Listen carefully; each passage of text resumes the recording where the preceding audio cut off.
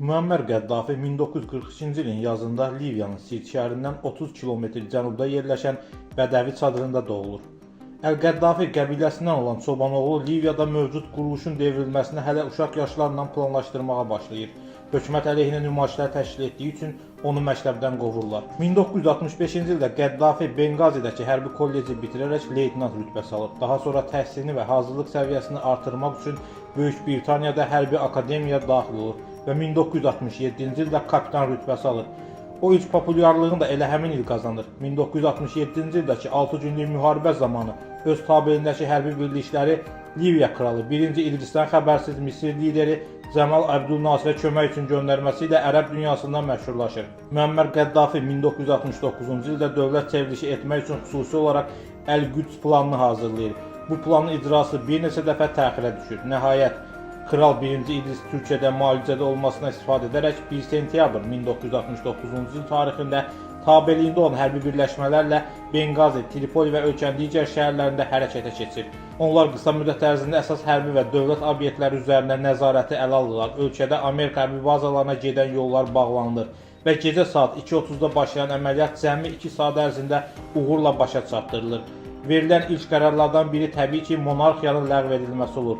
İnqilabi Komandanlıq Şurası ölkədə ali hakimiyyət orqanı elan edilir və ölkə Liviya Ərəb Respublikası adlandırılır.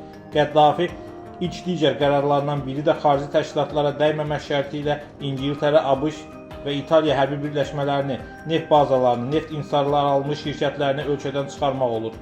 Böyük ideyalara sahib olan Muammer Qəddafi hakimiyyəti ələ keçirdikdən dərhal sonra pan-ərəbizm ideyalarını gerçəkləşdirmək üçün Liviyanı qonşu ərəb ölkələri ilə birləşdirmək istiqamətində fəaliyyətə başlayır.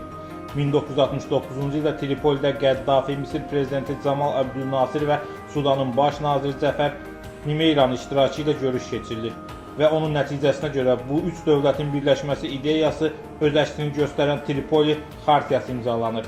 1971-ci ildə Benqazidə Misir, Suriya və Liviya rəhbərlərinin iştirakı ilə Ərəb Respublikaları Federasiyasının yaradılmasına dair müqavilə imzalanır. Növbəti il müqavilə hər üç ölkədə referendum yolu ilə qəbul olunur. Vahid dövlətin bayrağı və gerbi təsdiqlənir.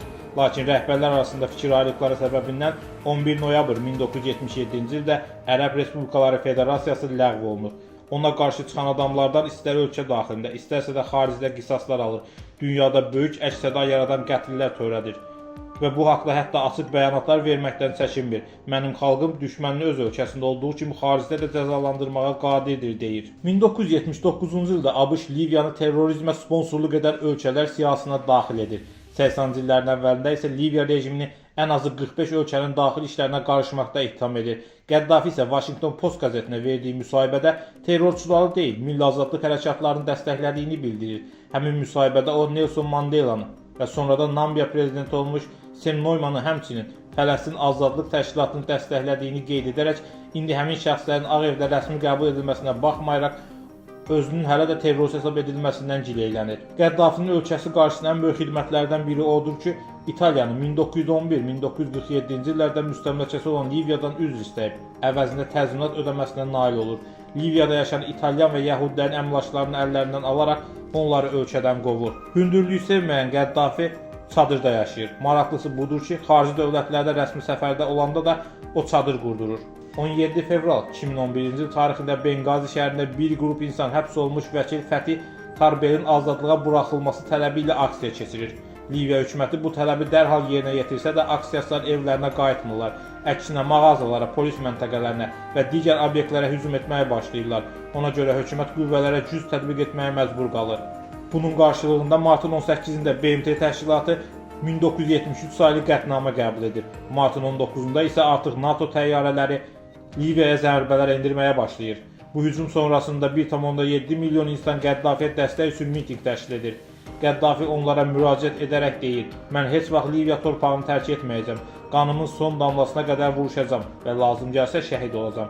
Biz şəhid olmağı arzuluyuruq. Cihadımızla atalarımızın qəhrəmanlığını təkrar edəcəyik", deyir.